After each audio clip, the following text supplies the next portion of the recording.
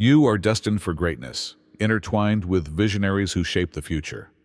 The anointed ones, welcome.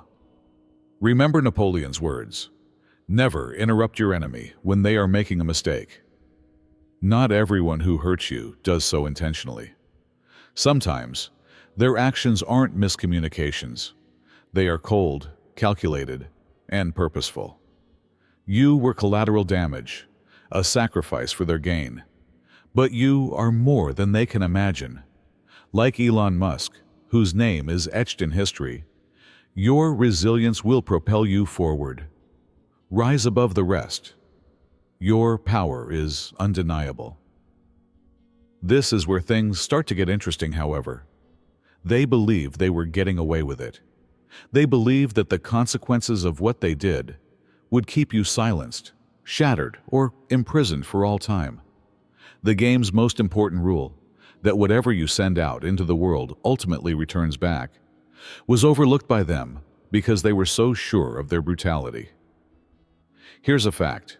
Research indicates that individuals who deceive, manipulate, and take advantage of others often end up as victims of their own actions, gradually losing their credibility, relationships, and even their sense of self. As it happens, there is no retirement plan associated with being the antagonist. The same individuals who showed you no compassion are now dealing with consequences they did not anticipate. It's cause and effect, not karma. It is the result of their own conceit. And you know what? You don't even need to do anything, because when someone establishes a throne by deceit, treachery, and greed, it ultimately falls apart under them. We're dissecting the precise mechanism and cause of it today. First of all, it was a power play, and they understood precisely what they were doing. What's worse is that they understood precisely what they were doing. Every utterance, every deed, and every heartless choice wasn't the result of a careless moment or a chance error. It was deliberate. When they harm you, some individuals make calculations rather than errors. They know just how to twist the knife to leave the deepest wound, how much they can get away with, and how much you can handle. The most dangerous people don't approach you with overt animosity. They have half-truths, smiles, and enough charisma to make you wonder about yourself. They test the waters and gradually push limits to make sure you're committed enough to stay. When they ultimately launch a full-scale attack, they do it when they think you won't defend yourself, when you're too devoted, too worn out, or too emotionally invested to flee. This was a power play, not an emotional mishap. They want supremacy and control, or at the very least, the knowledge that they were superior. Additionally, they did it in a manner that would allow them to write you off as being overly dramatic, sensitive, or paranoid if you ever called them out. Convincing you that your suffering is an overreaction, and that what you're experiencing isn't genuine, is also part of the strategy. Even more terrifying is the fact that they never anticipated the repercussions. They believed they were faster than responsibility, more intelligent than karma, and impervious to the consequences of their own deeds. They believed they could treat others as they pleased and remain unaffected. However, they consistently undervalue one thing: time. Because falsehood doesn't stay forever. It prevents manipulation from being undetected. It prevents those who gain power by exploiting others from holding on to it eternally. You weren't accidentally harmed by them. They are now realizing that no one gets away with it forever, even if they understood what they were doing. Second, the agony was the currency, not simply the objective. The purpose was the suffering, not simply something that occurred. It was the money they used to take power, not a consequence of what they did. Some individuals use pain as leverage, so they don't simply injure someone for no reason. They remove something from you when they cause you pain: your self-worth, your voice, your confidence, and your capacity for trust. And they own a part of you once they have that. They work like this.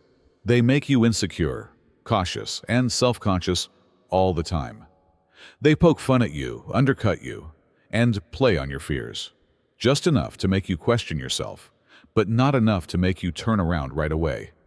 It happens gradually, one thread at a time until you're totally ensnared, much like a spider enveloping its victim in silk. Some of them act in this way because they like having power. Others do it because they feel empty on the inside, and harming you gives them a sense of importance, power, and superiority. In any case, your suffering was never unintentional. They used it to hold you in place, to ensure that you never became too strong, that you never discovered their falsehoods, and that you always had more power than them. The irony is that, while they believed that causing you pain would help them maintain control, it really had the opposite effect. Because strength is created when suffering is properly directed. The exact thing that sharpened you, made you aware, and roused you was the same agony they used against you. In actuality, they were making you into someone they could no longer control, even if they believed they were taking something from you. The roles are now inverted. They are aware that they have lost control, and that the suffering that once gave them strength is now returning to consume them. Third, their results are the result of a broken system rather than karma. As if some magical entity is keeping score, people love to claim that karma is coming for them. In actuality, however, it's more about cause and effect than karma.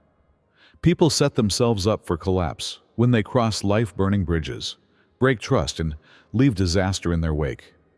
It's the inevitable result of living carelessly, not a punishment from the cosmos. They believed that there would never be consequences for how they treated others. They believed that they were impervious to criticism and that their deceit and manipulation would never be discovered. However, lying is always a debt that must be repaid. Additionally, they dig a bigger hole for themselves the more they steal from others. They seem to be getting away with it at first. They manipulate, cheat, and lie. Yet nothing seems to change. They fail to understand, however, that every action has a delayed response. They are losing genuine friends, creating adversaries, and establishing a reputation that will ultimately stifle them. The problem is that people don't forget. The world ultimately catches on, but maybe not today or tomorrow. And when it does, they end themselves alone, mistrusted, and engulfed in the same turmoil they brought about. The connections they ruined, lost. The individuals they employed, unable to assist them at this time. The reverence they formerly possessed, replaced with an unavoidable notoriety. This is just the way life is. It's not some magical tale of retaliation. Poisoning people and expecting to remain healthy is not possible. You cannot expect stability by undermining other people. Their own actions eventually backfire, not because destiny chose to punish them, but rather because they established an unsustainable system. Karma did not bring them down. Rather, their own conceit crushed them. Fourth, their brutality served as a test. They had to know whether you were capable of breaking. Because they are careless or emotionally unstable, some individuals don't harm you. They intentionally injure you to test your tolerance before you lose it. It's all about control, not just brutality. They wanted to see whether they could break you and change you into something more useful to them, more obedient, and more subservient. Every slight, every act of disregard, every betrayal, all of it was a test. They observed your reaction. Did you defend yourself? Have you asked them any questions? Or did you begin to doubt your own reality, shrink, and blame yourself? They were searching for it. They required obedience, not affection. They had to know you would dance when they pulled the cords, that you would remain silent if they were to silence you, that you would either collapse or crawl back when they pushed you to the brink. And if you didn't, things became worse. Your strength was an issue, therefore, the more you resisted, the more they intensified. Their authority was threatened by your capacity to endure without cracking. Because someone who lives on manipulation finds a person who resists control frightening, they required you to be weak, vulnerable, and terrified. But here is where they made a mistake. They believed that if they pushed you too hard, you would collapse because suffering would force you to give up. They didn't think it would make you stronger. They never imagined that their brutality would make you more resilient, that their mind tricks would hone your intuition, or that their efforts to destroy you would instead strengthen you. They are now the ones who are scared because they will have nothing left to use against you if you have survived their worst.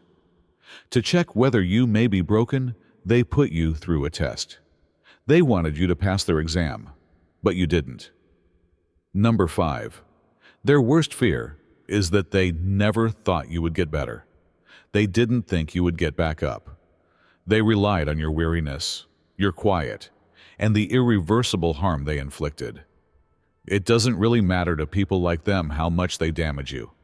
All that matters to them is whether you remain down. The concept that the suffering would leave you weak forever was what gave them power, not the actual anguish. They placed all of their money on your proposal. They believed you would never have the fortitude to restore yourself after what they had done to you. They believed that you would remain lost, damaged, and trapped in the self they constructed of you. One who doubted everything. One that never again had complete faith in your own abilities. The truth is that they were attempting to destroy you, rather than just harm you. The true you. The self-assured, independent, and confident you. They wanted a smaller, quieter, and more manageable version to take its place. And maybe they were successful for a while. Perhaps you asked yourself a question. Perhaps you gave up. Perhaps you even believed they were correct about you. Then, however, something occurred. You began to awaken. You became aware of the delusion, and you changed as a result of what transpired. Rather than being destroyed, you became stronger, sharper, and more conscious than before. They are now terrified since they no longer have control as a result of your mending. They spent their time attempting to shatter someone who wasn't supposed to be broken, as seen by your recovery. They lost because of your tenacity. This is their worst nightmare. You leaving, starting again, and succeeding in ways they never imagined. Because they vanished the instant you stopped being their victim. 6th, they were wagering that you would destroy yourself. Rather, you are seeing their disintegration. They set you up for failure rather than just attempting to harm you. They deliberately tried to drive you over the line with their treatment of you, which went beyond simple cruelty. In order to defend what they did to you, they needed you to respond, to snap, to strike out. When they saw you, they wanted to be able to say, "See, this is the reason I handled them in that manner." They were betting on your demise rather than just wishing for your suffering. They believed that by dismantling you on an emotional, mental, and maybe even bodily level, you would reach a point of despair where you would either harm yourself or damage your reputation. Perhaps they thought that you would act out, spiral, become resentful and vindictive, and lash out in ways that would make them seem to be the victim. Perhaps they intended for you to fall apart so completely that you would prove them correct and never recover from what they had done to you. The thing they didn't anticipate, however, is that you didn't destroy yourself. You refused to be defined by what they did. The person they attempted to shape you into did not become you. In their view, you became something far worse than the monster they might blame. You were free. They attempted to inject you with poison, but you refused to bear it. You recovered. You rose. You developed. They're the ones unraveling now. They are being caught in their falsehoods. Their deceit is no longer effective, and the harm they inflicted is coming full circle, but not to you. While they're trapped in the mess they made, they watch you go on, prospering and untouchable. They gambled that you would break all that time. They never considered the consequences of not doing so. The 7th is that their pride was their downfall. It never occurred to them that the roles might be reversed. It's strange how arrogance can be. Up until they break down, it gives people the impression that they are unbeatable. The folks who attempted to harm you didn't just think they were in charge. They thought they would always be in power. They were reckless because they were so sure of their capacity to control, trick, and manipulate. They began to push things too far, make blunders, and reveal themselves. The problem with hubris is that it causes blindness. They thought they were the sharpest person in the room, always one step ahead and always in charge. They believed that you would never awaken, that you would always be ruled by them, and that you would always follow their laws. And they overplayed their hand because of that conviction. They didn't take you seriously. They believed you would remain silent, damaged, and caught in their web indefinitely. They believed you would never realize the truth, never piece things together, and never have the courage to leave for good. They were also laying the groundwork for their own demise, while they were preoccupied with feeling untouchable. Because those who are arrogant are not just clumsy, but often cruel. It gives them the impression that they may continue to lie without being discovered. It leads them to believe they may continue to harm others without facing repercussions. They believe they are too strong to fail, until they do. The roles are now reversed. The same tricks they used to trick you, they have gotten themselves into a bind. The mayhem they brought about, it is consuming them completely. They created a society where control, deceit, and manipulation were the norm. However, the challenge with creating such a universe is that you will ultimately have to live in it as well. And there's no way out this time. Eighth, they believed you weren't observing them. Yet their disguise kept sliding. Their ability to hide was not as strong as they believed. They enjoyed the idea that they were in total control of how others saw them. Endearing, reliable, and untouchable. However, what is the reality? They acted as if their mask was solid, but it was never. It kept slipping. They sometimes showed their actual selves via casual remarks that were tinged with harshness, outbursts of wrath when things didn't go their way, or a lack of concern when someone else was in pain. Perhaps it was the way they reacted when they weren't receiving what they wanted, the way they spoke about others behind their backs, or the way their tales never quite fit together. You observed the little moments, faint yet there. You noticed even if you weren't always sure what you were looking at. This is where they took a risk, however, assuming you wouldn't believe in yourself, that you would dismiss it, doubt yourself, or tell yourself it was nothing, even if you did catch those fleeting glimpses. They relied on your instincts being weaker than their manipulation. And that could have worked for a time. Perhaps you assumed the worst about them. They wanted you to examine yourself rather than them. So maybe you convinced yourself that you were overanalyzing. They no longer made an effort to conceal anything since they were so sure of their abilities to steer the conversation. They believed they had you tricked. However, they were unaware that you were observing. You were gaining knowledge. You were making connections. And that was all once you realized what was actually going on and saw the pattern. It shattered the enchantment. They lost their charm. Their justifications were insufficient. They're the only ones that are still acting now. However, because you are no longer cooperating, it is no longer relevant. The ninth point is that you were always planning your escape and were never weak. They saw your patience as passive and your quiet as capitulation. They believed they had you just the way they wanted you to be, too reliant, too afraid, and too shattered to ever leave. They never realized, however, that you were strategic rather than weak. You were observing, learning, and making calculations in addition to passively tolerating their treatment. You were analyzing their conduct, looking for trends, and determining just who and what you were up against. You were aware that responding on the spur of the moment would just provide them with additional evidence against you. Therefore, you played it wisely, rather than wasting energy on useless conflicts. They anticipated a breakdown, a spectacular altercation, and a fervent request that they change. They anticipated self-destruction, resentment, or rage. anything that would justify their dominance over you. However, you fail to provide them that sense of fulfillment.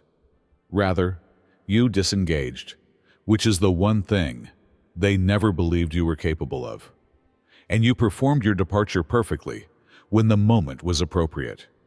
Just distance, elevation, and total eradication. No fanfare, no warning. Not only did you abandon them, but you also abandoned the version of you that they had access to, the one they controlled and believed would never outgrow them. That you lost. They are now the ones who are having difficulty, fumbling, and attempting to determine how they got out of control. However, it's too late since you were silently making your getaway, on your terms, with your own strength and without ever turning around, while they were preoccupied with believing they had you trapped. Number 10. They are punished by having to accept who they are, who they must wake up as each and every day is the worst punishment, not what happens to them. They believed they were winning. They played mindless games with people's lives because they believed they were untouchable. However, they never took into account the fact that no one can continue to get away with acting in this manner. They never recognized they were ruining their own lives because they were too busy controlling, misleading, and harming other people. There is a price for the brutality, the betrayals, and the falsehoods. They may have deceived people for some time. Perhaps there were even times when they seemed to be flourishing. But the truth always comes out in the end. They now live in a world they created for themselves, one in which they are not really trusted, and where respect is only superficial and quickly destroyed when someone betrays them. A world in which they will never experience love, true, profound, unconditional love, because they are unable to accept it, and no one who really sees them would ever offer it. They are encircled yet alone, continually looking for approval, but never finding it, and continuously attempting to escape the emptiness inside of them, but never succeeding. They may not express it, but they know in their hearts. They are aware that everything they created was based on false information, which is why it never really belonged to them. They are aware that everything would collapse if people discovered who they really were. What about the irony? Even if they wanted to, they couldn't change, because they would have to acknowledge their actions if they wanted to improve. They would need to accept responsibility, bear the consequences, and really feel the harm they inflicted. They will never have the guts to do it either. They are thus still stuck in the worst possible situation, being precisely who they are, rather than in some kind of punishment from outside. Number 11. It wasn't until it was too late that they realized they needed you. They saw you as expendable, as if your generosity, devotion, and encouragement were their right, rather than something they ought to cherish. It never occurred to them that they could need you in the future. You see, those who go through life treading on other people don't have long-term goals in mind. They think they will always be in control because of their position, influence, or capacity for manipulation. They believe those they have harmed will remain under them, either resentful, damaged, or mired in the past. However, that is not how life works. Nothing remains constant throughout time. The roles have now been reversed. The same individual they undervalued, abused, and threw out. That individual has risen. You outgrown them. You recovered from them.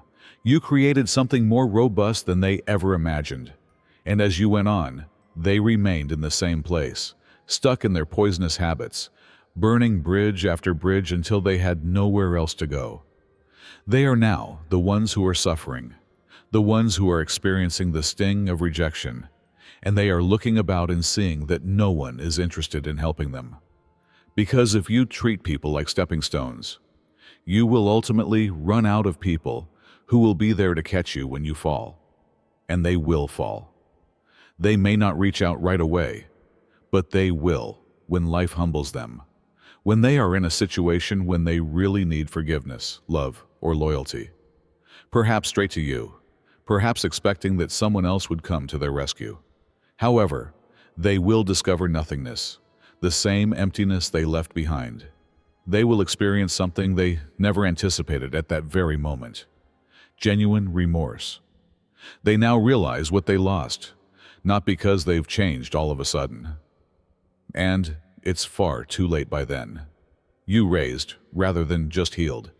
You outgrown them, not simply got by. You entered something better rather than just leaving. The mess they created, the reputation they ruined, and the remorse they can never get rid of are now all that remain of them. The last fact is that your biggest retaliation was never about establishing a point. Thus you won, without even trying. The goal was to become untouchable. No resentment, no fixation on repaying, just knowledge, tranquility, and the indisputable fact that their greatest punishment is to see you succeed. Don't keep this message to yourself if it resonated deeply with you and you felt every word. Let's ensure that it is heard by more people. This is just the beginning, so click that subscribe button.